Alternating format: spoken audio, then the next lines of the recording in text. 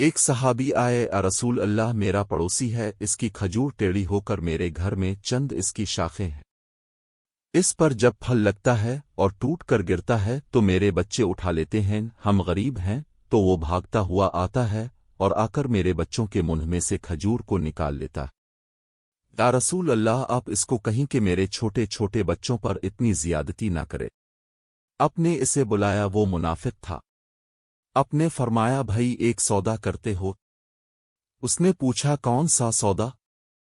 آپ صلی اللہ علیہ وآلہ وسلم نے فرمایا یہ کھجور کا درخت مجھے دے دو اور اس کے بدلے میں تمہیں جنت میں کھجور کا درخت لے کر دوں گا۔ وہ کہنے لگا رسول اللہ یہ اصل میں میرے بچوں کو بہت پسند ہے، اگر کوئی اور کھجور ہوتی تو میں دے دیتا، تو یہ میری معذرت ہے یا رسول اللہ، اور چلا گیا۔ ایک صحابی بیٹھے تھے ابو دھدا، وہ کہنے لگے یا رسول اللہ اگر میں وہ کھجور کا درخت لے دوں تو مجھے جنت میں کھجور کا درخت لے دیں گے آپ نے فرمایا ہاں تو مجھے لے دے، اس کے بدلے میں تمہیں جنت میں کھجور کا درخت لے دوں گا۔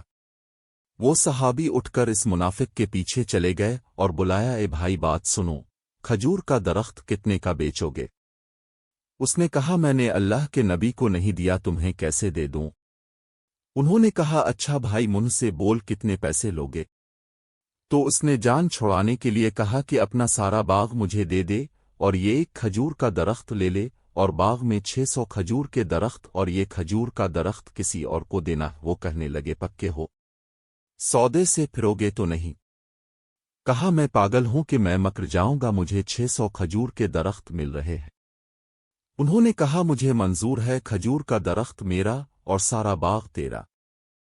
اب وددا گئے اور باغ کے باہر کھڑے ہو گئے، اندر بھی داخل نہ ہوئے، اور جیب میں جو پیسے تھے وہ بھی زمین کے اندر ڈال دیے کہ یہ بھی باغ کی کمائی ہے، اور باغ کا جنت کے بدلے سودا کر دیا اللہ کے نبی سے، اور اپنی بیوی کو آواز دی باہر آؤ، یہ باغ اب ہمارا نہیں ہے، اس باغ کا اللہ کے نبی کے ساتھ سودا کر آیا ہوں۔ بیوی نے جب اللہ کے نبی کا نام سنا تو وہ بھی بچوں کو لے کر باغ سے باہر آ گئی اور کہا تم نے بہت خوبصورت سودا کیا۔ حضرت ابو دھدا اللہ کے نبی کے پاس گئے، رسول اللہ میں نے سودا کر لیا ہے۔ فرمایا ابو دھدا کیسے کیا سودا؟ کہا رسول اللہ سارا باغ دے دیا اور وہ کھجور کا درخت لے لیا۔ اللہ کے نبی نے فرمایا پھر میرا سودا بھی بدل گیا، اور فرمایا میرے ساتھی میں اپنی آنکھوں کے سامنے دیکھ رہا ہوں اللہ نے تیرے لیے جنت میں ایک محل نہیں سینکڑوں محل بنا دیے، اور ایک باغ نہیں ہزاروں باغ تیرے لیے تیار کر دیے۔